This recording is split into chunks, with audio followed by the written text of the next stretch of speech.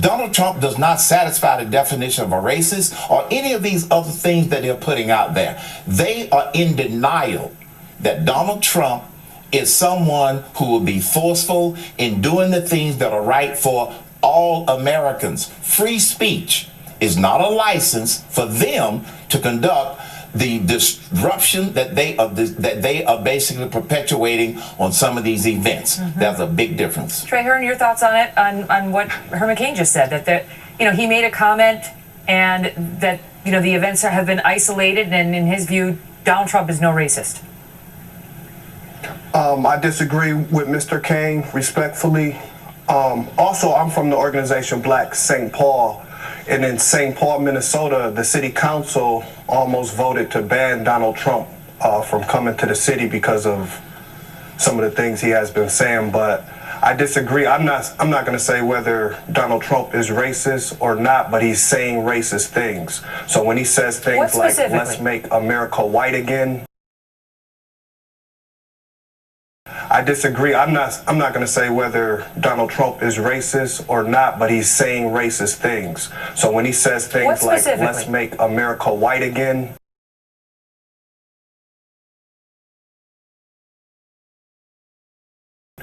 that sounds like a racist statement. And as a when did he say that? He didn't say as that. A black man, I can't support that. He didn't say let's make America white again. America white again. No, he didn't. He did not say that. I've never heard that statement, Megyn. No, I've never heard that either. That sounds like maybe something a supporter or somebody on Twitter. But Donald Trump has never said that. That would have been big news. I mean, Megyn, can I say that's part of the something? problem, Herman Cain, is that the Ku Klux Klan. Well, he can't help even if they did endorse him, he can't help who endorses him. I mean, a lot of freaks out there wind up endorsing you, and I was like, what are you going to do about it? He did eventually disavow the KKK. He stumbled on it for a day or two before he did that. Can I say something real quick? Yeah. What he is saying is exactly what they use to try to get people incited to believe that he's a racist. Donald Trump didn't say that. Donald Trump is not endorsing the KKK. Donald Trump has not said a lot of the things that the political noise machine, like your guests and the previous guests, are saying about Donald Trump. The problem I have is misrepresenting what the man said for their objective. And their objective is destruction and intimidation. What about That's that, their Trey Hearn? only cause. If you misrepresent the record, it undermines your whole argument. Exactly. And they are all about. That's for Trey Hearn. That's for Trey Hearn. Go ahead. They are all about intimidation. Sorry, let me just stand you by, Herman. Sorry, I want to give Trey Hearn the floor. Go ahead, Trey Hearn. What does the Ku Klux Klan see in Donald Trump where they say we'll put our endorsement behind you? What does David Duke see in Donald Trump that makes them want to endorse him? May I answer that? Maybe they see, they see jobs. Maybe they see a strong economy. Maybe they see a strong military. Long as Donald Trump didn't endorse them and their principles, that's not a big sin. You are using that to incite black people, Hispanic people, and non-white people to portray him as a racist. That's what you're doing.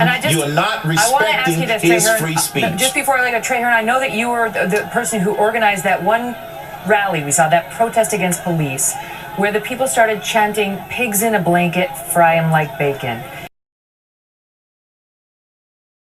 Just before I let go, Trey Hearn, I know that you were the person who organized that one rally. We saw that protest against police, where the people started chanting, "Pigs in a blanket, fry 'em like bacon."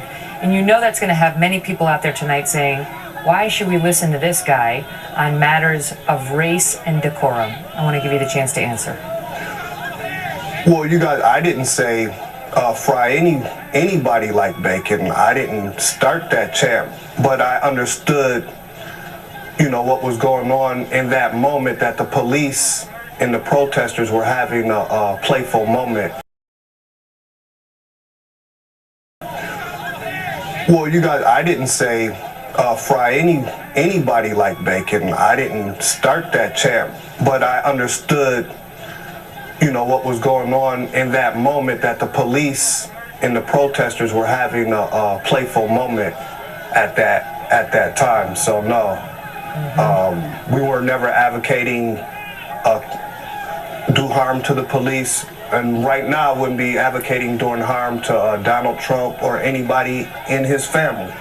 So that's the thing. But my thing is the Ku Klux Klan and David Duke see something in Donald Trump. I understand. You made that point. That makes them want to support him. I don't know how playful the police officer thought that moment was. I don't know. I think the officer has different ideas of a good time if he wants to play. But great to see all of you. Thank you very much for being here. Hey guys, I got my glasses off to read this one. When you call somebody yellow, that's like calling them a coward, like they're scared or some shit, right? Look in today's Daily News. I'll show this as I'm reading it. It says, Eric the Yellow.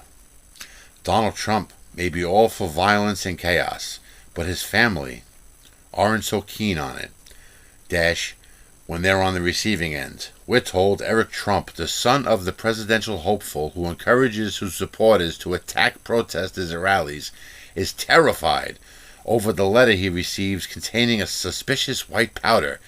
He's scared that someone is going to hurt his family, says a source close. It says a source close, Eric. I guess to Eric they mean. He says the letter was addressed to his wife, and he's nervous this person had his address and knows where he lives. So let me get this straight, Daily News. You calling Donald Trump's son yellow because he's afraid for his family's safety after receiving what somebody tried to make it look like an anthrax-laced letter in the mail? And it also happened again today, I think, to one of Trump's daughters. So he's yellow. That's like an insult, like he's scared. I think anybody will be scared. But in that situation, does that really make you yellow? You're a yellow belly because you're scared for your family's safety. That makes you a yellow belly? No, you're a yellow belly when a situation arises where you're supposed to fight and defend, and you run to the hills and you're like scared and you leave your family and friends behind to save yourself. You're so scared to fight. That's a yellow belly coward.